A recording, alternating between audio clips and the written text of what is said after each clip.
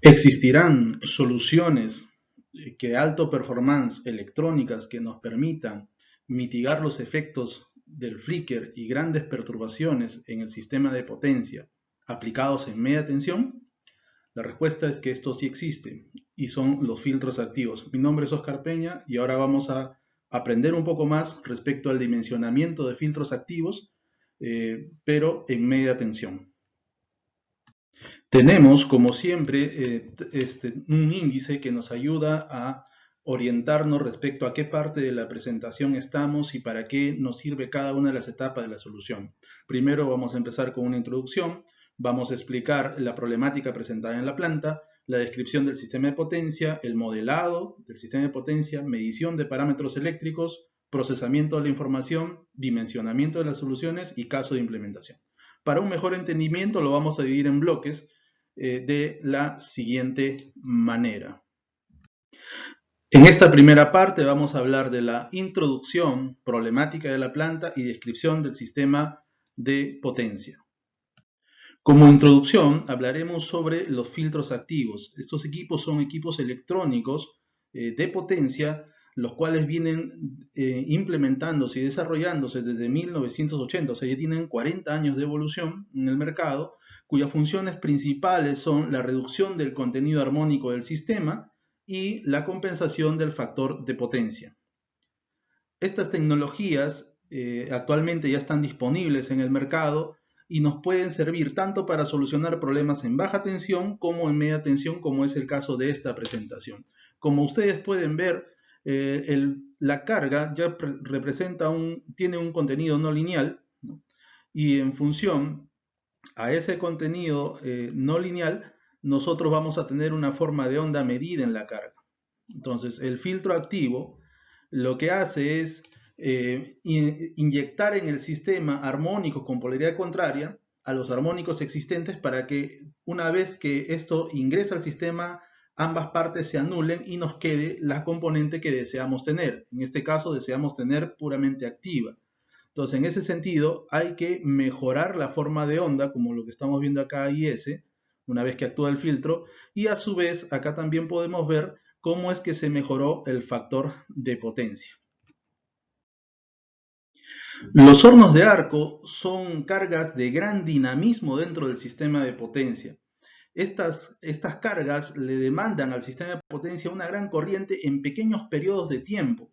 Entonces, esto hace que sea muy fluctuante su trabajo. Como su trabajo consiste en la fundición del metal, necesita altas corrientes para hacer que estos bloques de metal procesado se vuelvan líquidos. Entonces, es una gran potencia y genera realmente cortocircuitos progresivos, ¿no? En sus procesos tanto de fundición como de refinado. Pero el horno de arco no está solo, o sea, el horno de arco trabaja con otras cargas dentro de la misma planta siderúrgica, o sea, es un proceso. Una parte es el uso de los hornos de arco, horno cuchara, ¿no? Horno de arco, que los hay de diferentes tipos, y hay otras cargas como subplantas dentro de este sistema de potencia. Entonces, estos efectos que causa una carga tan dinámica y de tan grande potencia dentro de una barra en un sistema de potencia origina desbalances de las fases, fluctuaciones evidentemente en la tensión, también genera flicker y generación de armónicos. Pero la generación del flicker dentro del marco regulatorio existe, digamos, límites permisibles para el flicker.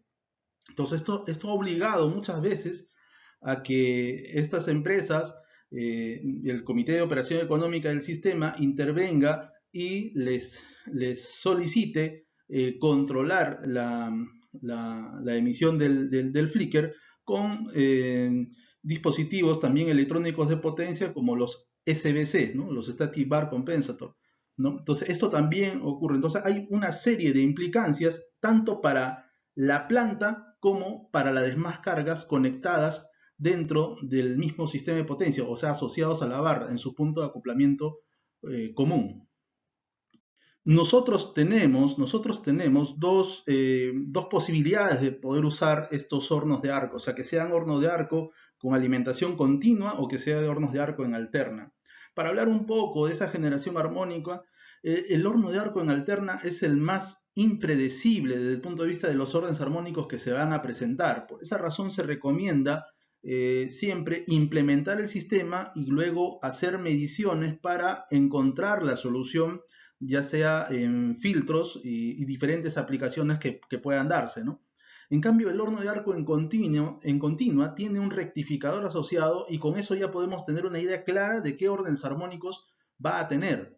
O sea, en el de continua yo podría hacer un diseño de filtros pasivos, ¿no? O arreglos en filtros activos, porque puedo predecir el espectro armónico que va a tener. En cambio, en los de alterna no. En los de alterna puede ser una estructura similar, pero los espectros terminan siendo diferentes, ¿no? Esto ha pasado más de una vez, por eso es de los equipos es el más impredecible, el horno de arco en alterna, respecto a su generación armónica y mitigación, evidentemente, armónica que podemos aplicar. Dentro de este sistema de potencia, nosotros podemos tener que en la barra principal existe un ingreso en 138 kV, ¿no?, al sistema, y en la barra de salida del transformador llegamos a 13.8 kV. Normalmente estos sistemas tipo siderúrgica, estas plantas trabajan en el mundo, en su barra, digamos, del lado de baja es 11 kV, 13.8 kV, o sea, son los valores más típicos que podemos encontrar. Entonces podemos tener horno eléctrico, como le llaman, y un horno cuchara. Muchas veces en estos sistemas de potencia podemos tener 2 o 3 hornos, ¿no? Y además las subplantas o las otras plantas del sistema, ¿no? La planta de acería, la planta de oxígeno, la planta de laminación, la planta de fundición, planta de hierro. Muchas veces también hay fajas y muelles porque hay que trasladar, digamos, el metal de un punto hacia otro dentro del mismo sistema. Hay puente de grúas y que utilizan muchos variadores también.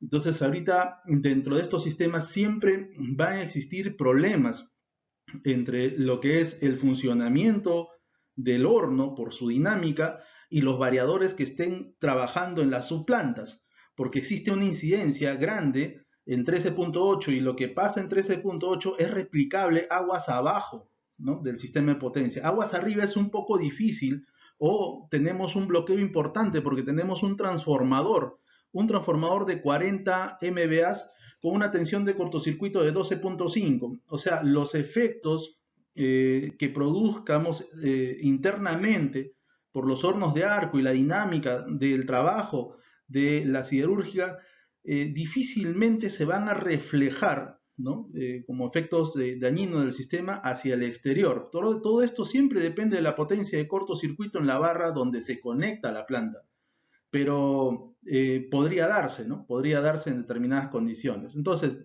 esto nos ayuda a entender que en algún momento, si yo quisiera compensar el factor de potencia, yo voy a tener que poner bancos o un sistema equivalente a banco de compensación reactiva, que en dependencia con la potencia de cortocircuito en la barra donde pienso compensar, que en este caso sería 13.8 kV, voy a tener una frecuencia específica de resonancia. Y si esa frecuencia de resonancia coincide con los armónicos existentes, puedo tener un problema, o es cercano, puedo tener un problema de una amplificación de los armónicos o el fenómeno de resonancia, que es altamente destructivo, ¿no?, que es una amplificación en tensión o corriente que supera 20 veces el valor nominal. Ahora, ¿no?, entonces podemos tenerlo eso en estas formulaciones, ¿no? Podemos usar para aproximar resultados el método de los MVAs, que estoy ahorita delineando, y podemos tener la corriente de cortocircuito en el lado de baja para determinar límites incluso de armónicos. Pero si vamos a usar la corriente y sus límites, tenemos que basarnos en el estándar IEEE 519-2014, ¿no?, de junio del 2014. Que es la última versión de ese estándar.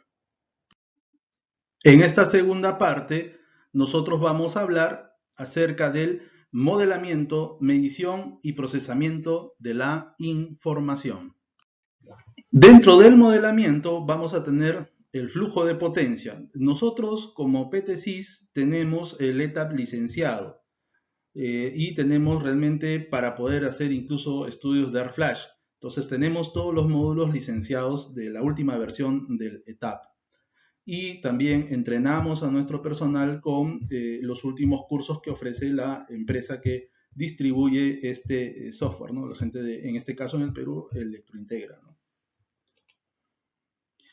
Entonces, en este sistema de potencia podemos identificar las condiciones de la barra y de cómo esto trabaja dentro de su rango de funcionamiento de la planta. O sea, hay que definir diferentes escenarios, ¿no? Diferentes escenarios para poder realmente generar una solución dentro de este sistema.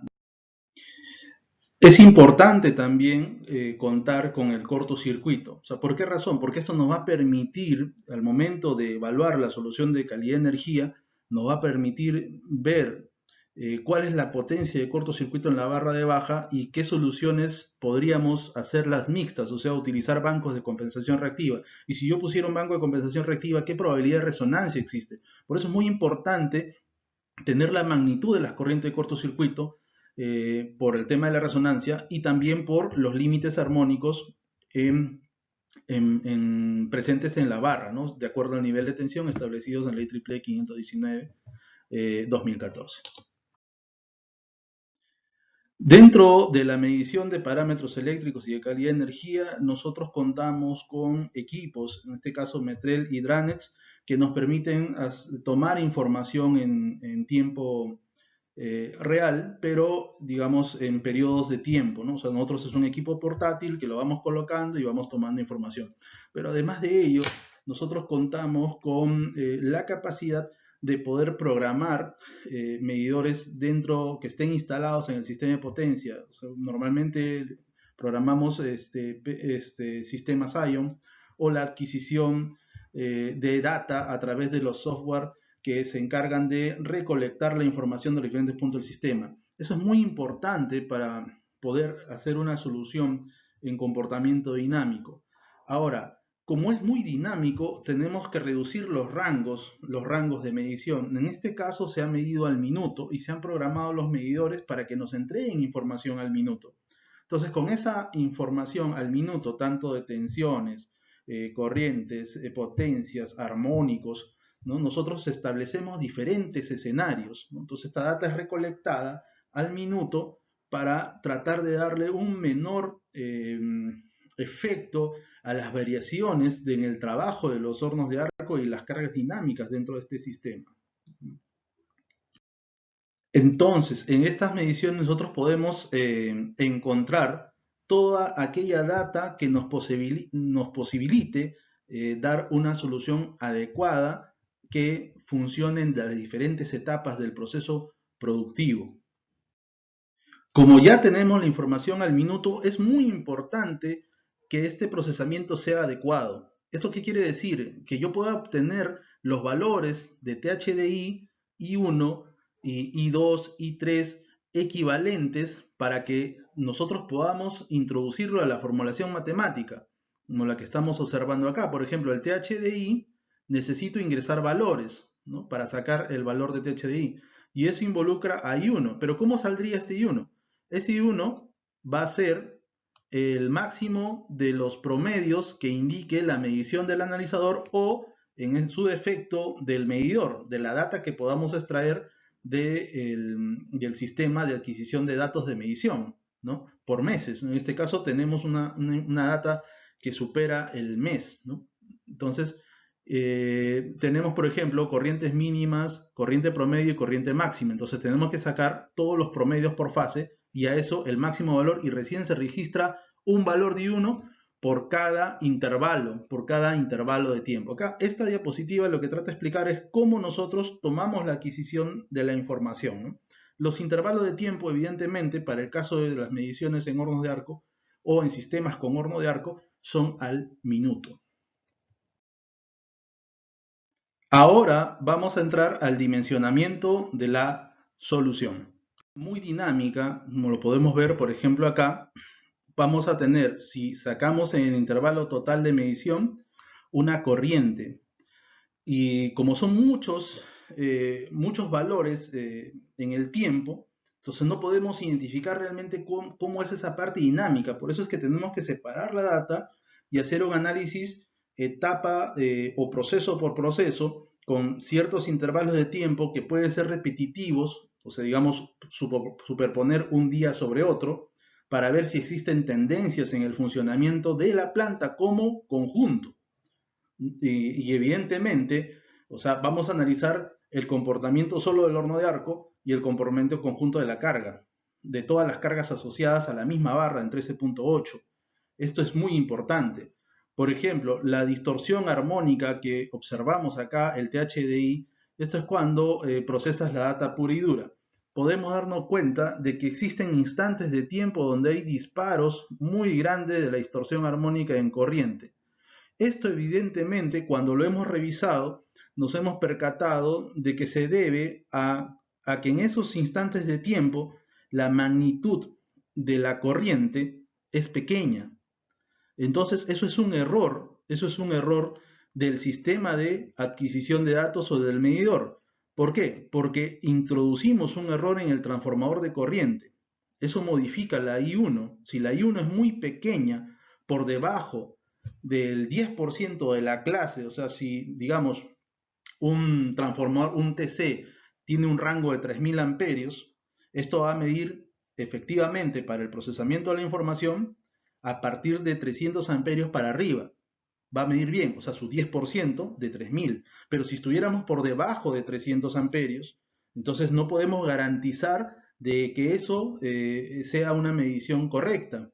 Entonces nosotros siempre consideramos el 10%. Algunas normas en el diseño y fabricación de estos transformadores de corriente solamente especifican que es garantizada a partir del 5% de su rango. O sea, 5% de, en este caso 3000, sería 150 amperios medidos para arriba. Entonces, cualquier valor que está debajo de 150 amperios está introduciendo un error superior en las otras mediciones del sistema. O sea, hay un error superior ahí. Porque como el THDI depende de la corriente, si la corriente que está en el denominador se cae, el valor del THDI se dispara, ¿no? Eso es lo que ocurre en los sistemas de potencia. También podemos ver acá el diagrama de carga. Hemos sacado un diagrama de carga equivalente. Este es el diagrama de carga equivalente del sistema con potencia activa y reactiva. Observamos que está alrededor de los 22 megas, ¿no? Megavatios en activa y alrededor de los 10.5 en promedio de consumo reactivo. Pero todo es digamos, todo sigue la carga. Eso quiere decir que hay una fuerte dependencia entre el trabajo de la carga, ¿no? Respecto a los resultados, ¿no? Respecto a los resultados. Del análisis dinámico, porque siempre hemos hablado de que hay que hacer un análisis dinámico. Lo hicimos en el video de baja tensión, ahora lo vamos a hacer en media tensión. El análisis dinámico siempre tiene que ir. ¿Para qué? Para evitar errores, ¿no? Entonces, si nosotros, por ejemplo, siguiéramos algunas indicaciones que he visto en catálogos técnicos, tendríamos que tomar la máxima corriente leída con el máximo THDI leído. Imagínense que no hemos depurado la data. Entonces acá tienes 140 y por acá tienes alrededor de 1100, ¿no? 1100 amperios. Entonces al final la corriente con la que vas a dimensionar los filtros va a ser el producto de los dos. Pero como no siempre son coincidentes en el tiempo, ambos, ¿no? Y evidentemente acá hay un error en la medición, pero que no lo consideras, entonces acá te sale un valor muy elevado en este producto. Y es más, algunos fabricantes le colocan, por ejemplo, factores de seguridad, ¿no? De 1.2, 1.1, o sea, vamos a multiplicar ese valor de corriente por 1.1, lo cual, eh, digamos, hace que el error crezca. Entonces, en ese comportamiento dinámico, ¿yo qué es lo que tengo que hacer? Tengo que multiplicar por cada pequeño intervalo de tiempo, es decir, en este caso al minuto, los valores registrados, pero los valores registrados válidos, ¿ya?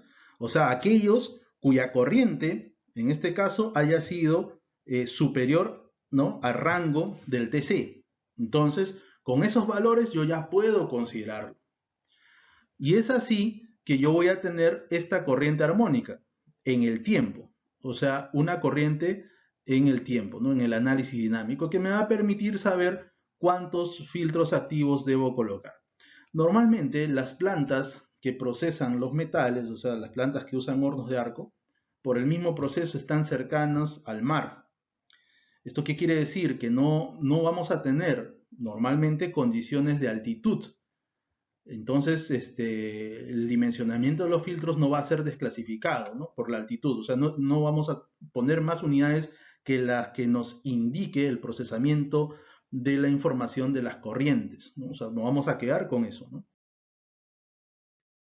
En este caso del análisis dinámico vamos a necesitar establecer diferentes escenarios. Por ejemplo, dentro de lo que hemos visto, hemos podido encontrar este escenario, donde corriente y tensión y THD de corriente en el mismo tiempo nos va a dar el valor de la corriente armónica, que sería la corriente necesaria a compensar. Sin embargo, acá vamos a encontrar valores que no están estadísticamente adecuados para ser considerados. Es decir, yo puedo hacer un análisis estadístico, que es lo que se hace, y encontrar, por ejemplo, percentil 95, percentil 90, desviación estándar, varianzas, para que nos permita determinar el valor del amperaje en esa condición. Entonces, nosotros hemos determinado que con 220 amperios, más o menos hasta acá, nosotros cubrimos gran parte del comportamiento dinámico de las cargas en la barra, porque estamos hablando del total, que incluye los hornos de arco y las otras cargas asociadas a la barra de 13.8. Pero esa corriente que estamos viendo ahí es una corriente medida en 13.8, ¿no? La que hemos determinado acá dentro de nuestro análisis estadístico. Entonces, pero estos equipos funcionan a tensión de 400 voltios. Para llevarlo a 13.8, yo debo emplear un transformador. Entonces, va a haber una conversión también de la corriente. O sea, voy a necesitar 220 amperios en 13.8, pero ¿eso cuánto es en el lado de baja de este transformador? Para eso utilizamos esta fórmula, ¿no? Que es de la relación del transformador. Por lo tanto, nos sale que la corriente armónica necesaria en baja, en los bloques de baja, nos llega a 7590 amperios. Como cada unidad de filtro tiene 300 amperios, de esa división nosotros vamos a tener que necesitamos 25 equipos. ¿Para qué? Para solucionar los problemas de armónicos, ¿no? Mitigar los armónicos en la barra de 13.8 de toda la planta. O sea, no solamente hablamos del horno de arco, sino hablamos de la planta. Son 25 filtros activos para este trabajo en específico. Lo mismo vamos a aplicar con respecto a la reactiva, otro análisis dinámico, o sea, en el tiempo, cómo es que esto se comporta. Para eso acá tenemos uno de los escenarios considerados, donde podemos observar que está el diagrama de carga del sistema, ¿no? Pero acá hay algo interesante. Al momento que nosotros pensamos en el factor de potencia, hablamos a partir de 0,7, 0,75, ¿no?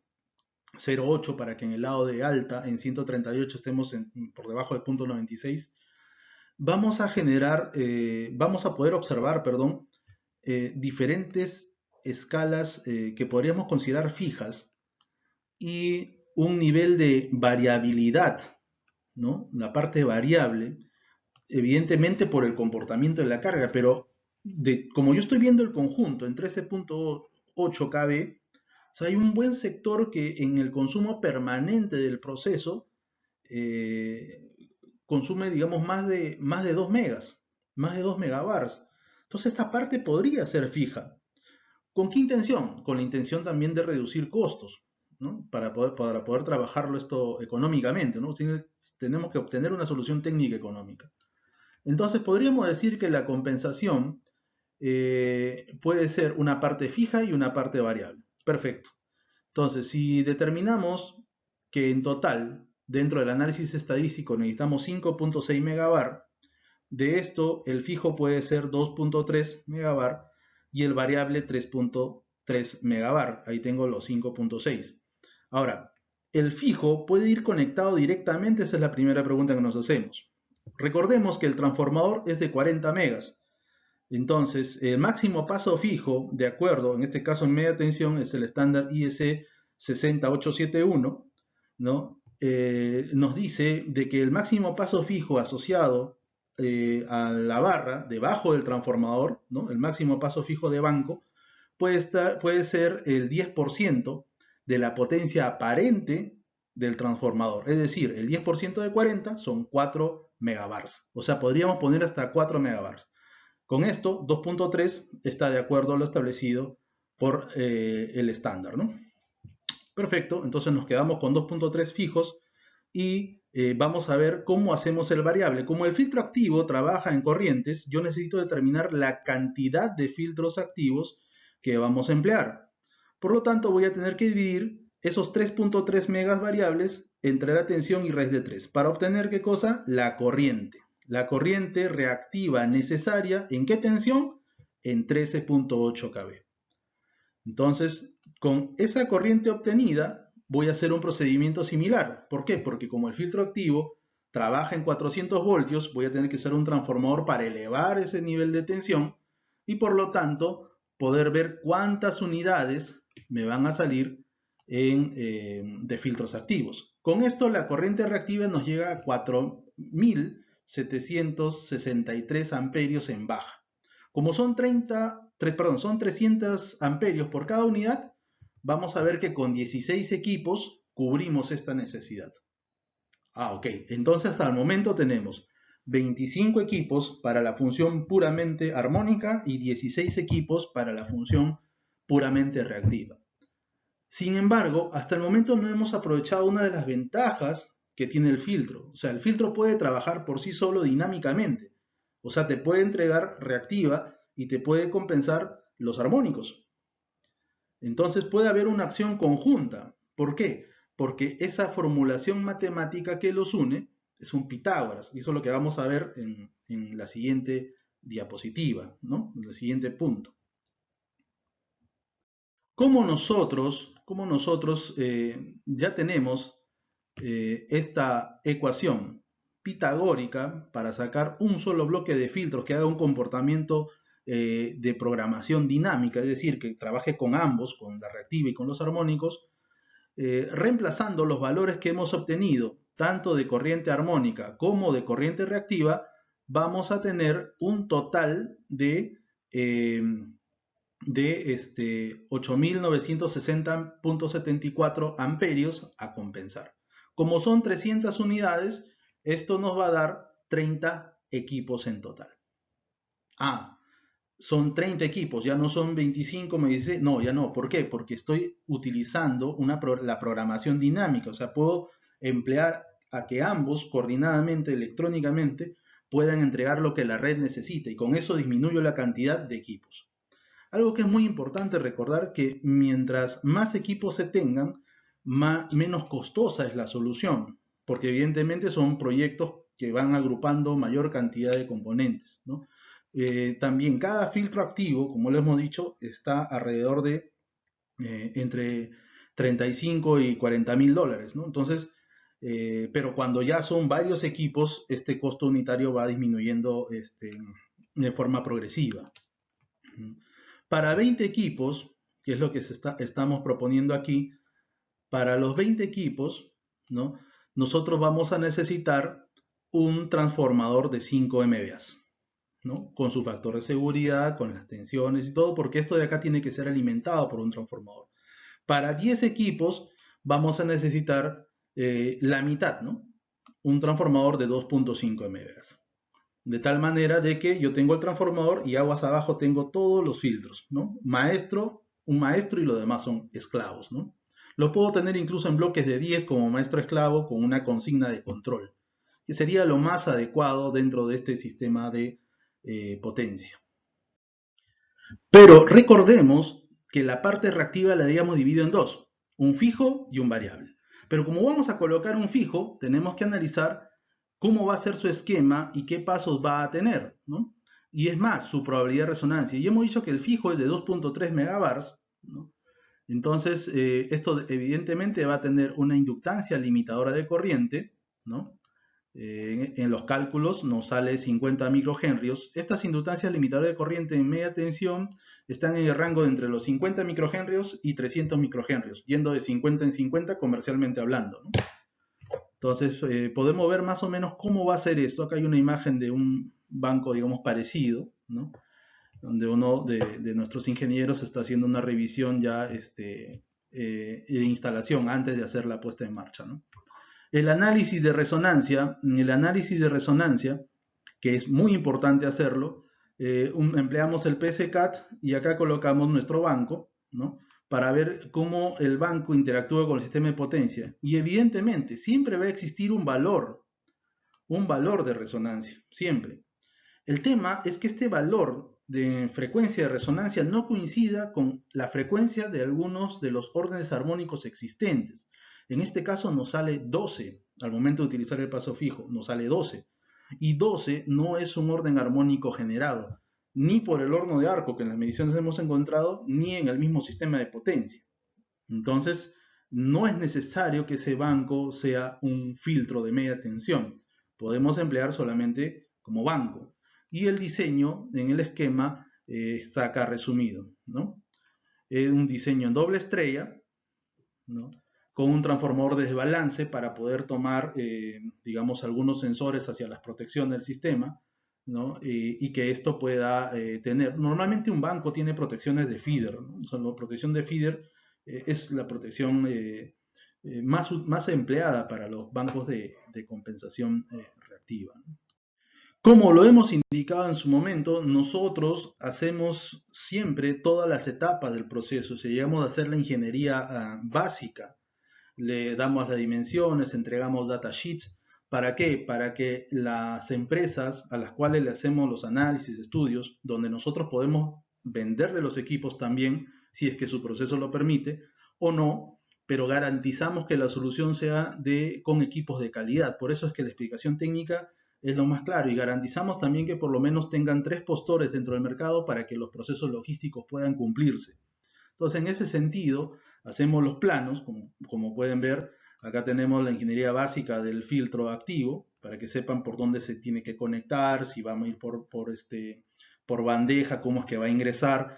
Tenemos todos los componentes del banco para que cualquier empresa pueda cotizar los componentes. Entregamos, como digo, una descripción completa del sistema. Tenemos también los esquemas globales de la ingeniería básica para el entendimiento de cómo es que está funcionando la solución. En este caso podemos ver que acá está el transformador de 5 megas, ¿no? Y acá tengo el de 2.5 megas y acá tengo el banco de compensación reactiva de 2.3 megabars, ¿no? Entonces con eso podemos tener una idea clara de todos los componentes que entran en el sistema y es más, de las dimensiones de los mismos, ¿no? Para poder establecer si esto va a ir dentro de una sala eléctrica, puede ser a la intemperie, o sea, qué tipo de solución, o si el banco lo podemos sacar afuera, qué dimensiones tiene ese banco, para que todos tengan una idea clara del espacio que tengo que reservar, de los costos, porque también les presentamos un presupuesto de lo que esto puede costar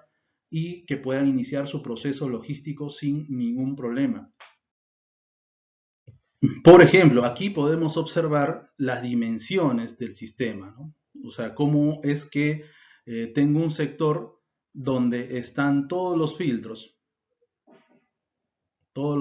que puede ser evidentemente de uso interior, y tengo acá un sector donde está el banco, ¿no? Que en este caso es 2 por 2 por 2, o sea, es 2 metros por 2 metros de base y 2 metros de altura. Entonces hay suficiente para que entren los 2.3 megabars con su interruptor principal y sus componentes, sus inductancias limitadoras de corriente. En ese espacio entra sin problemas, con una ventilación adecuada y con la ingeniería básica, como le digo, ¿no? Los cálculos que hacemos nosotros, incluso los BTUs, y toda la información necesaria para la implementación, ¿no? Tal es así que para el filtro activo de media tensión necesitamos un área de 15 metros de largo por, 15 por 9 metros de ancho, ¿no? Es un área donde puede entrar toda esa solución. Y en el caso del banco, como dije, 2 por 2 por 2, ¿no? Entonces nosotros tenemos esa información. Ahora vamos a ver el caso de implementación. Esta es una planta siderúrgica similar a la que hemos analizado. También vale decir de que como los equipos reducen, o sea, los filtros activos también trabajan sobre el flicker, reduciéndolo y llevando a niveles permitidos por las normas y recomendaciones. Entonces, para determinadas aplicaciones, el filtro activo puede hacer gran parte del trabajo del SBC, ¿no? Si nosotros quisiéramos comparar técnicamente su acción dinámica y el proceso, el tamaño y los costos, hay aplicaciones donde, por ejemplo, un SBC puede terminar costando alrededor de 3 millones de dólares y la misma solución, digamos, de Flickr asociado con los filtros activos y el trabajo dinámico que estos produce, puede salir alrededor de 1.800.000, 1.900.000 dólares, ¿no? Nosotros ya hemos hecho esas evaluaciones antes y por eso es que sabemos que esta es una alternativa tecnológica confiable que puede ser no solo técnicamente bueno, sino económicamente también para determinadas aplicaciones como en este caso los hornos de arco, ¿no? Su generación de armónica, el flicker y digamos, el desbalance de las fases que aparece en el sistema, ¿no? Entonces es una opción. Aquí, por ejemplo, podemos ver en este caso que la tensión también es 13.8 kV y acá han sacado bloques de 14 equipos de 300 amperios y acá hay 6 equipos de 300 amperios y hay un banco fijo de 1.5 megabars, ¿no? O sea, 1500 kbar. Entonces es parecido. O sea, realmente, como estos sistemas, lo que los diferencia naturalmente son las potencias, ¿no? Entonces las soluciones van a ser similares. Lo único que va a variar es la cantidad de equipos, ¿no? La cantidad de equipos. Pueden haber más o menos equipos. En todo lo que nosotros hemos visto en esta presentación, el sistema de potencia es superior, es un valor mucho más el sistema de potencia, digamos, que hemos analizado, tiene valores más altos de potencia activa y reactiva en consumo que este sistema que está implementado. Pasemos ahora a ver el sistema implementado. Como podemos observar, está dentro de una sala eléctrica, ¿no? Con temperatura controlada. Tenemos las 20 unidades, ¿no? Son 14 al lado de un transformador y 6 para otro transformador intermedio, ¿no? Es una solución que se conecta a través de estos transformadores en 13.8 kV, o sea, es en media tensión al final la solución, ¿no? Y esto nos permite tener sistemas maestro-esclavo para poder trabajar electrónicamente y reducir el contenido armónico del sistema, el flicker y la potencia reactiva que necesita la planta, ¿no? Entonces, es una solución avanzada, sí, es una solución confiable, es una solución que nosotros podemos comparar, ¿no? Como les comentaba, con el trabajo que hacen los SBCs, ¿no? Pero a un costo menor, ¿no? Entonces, y esto a su vez, digamos, es un beneficio para las plantas, ¿no? Porque incluso su tamaño es mucho más reducido, ¿no? Que los propios SBCs, ¿no? Con todas sus ventajas técnicas y competitivas, ¿no? Entonces podemos tener, como les digo, un maestro en programación con esclavos, ¿no? Quisiera agradecerle a todos su participación, recordando que esta es una solución probada, es una solución efectiva para aplicación de filtros activos en media tensión, que en este caso que hemos visto ayuda para plantas siderúrgicas. Realmente para cualquier comportamiento o carga dinámica es la solución que debe aplicarse, dado que las otras soluciones pasivas que existen no tienen ese performance dinámico para solucionar los problemas en los sistemas de potencia. Muchas gracias.